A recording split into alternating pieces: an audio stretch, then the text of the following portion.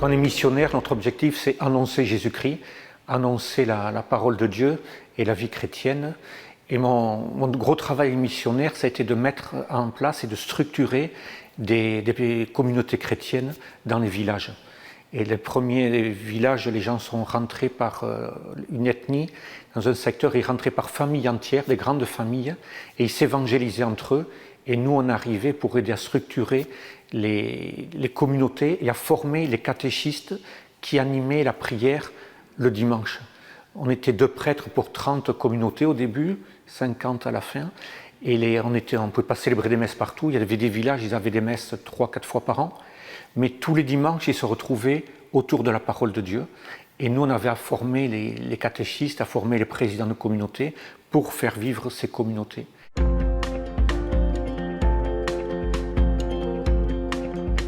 En tant que missionnaire, nous, on invite les gens à faire communauté pour se retrouver et vivre ensemble autour de la parole de Dieu ou de l'Eucharistie quand le missionnaire, quand on passe dans les villages, mais c'est les inviter à faire communauté et à vivre en tant que chrétien, avoir une vie digne à la suite du Christ.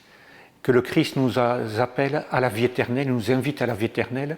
Et l'objectif, c'était, nous, dans les villages, c'était leur dire, le Christ nous invite à la vie éternelle, on a se projeter dans l'avenir, et la vie éternelle commence aujourd'hui.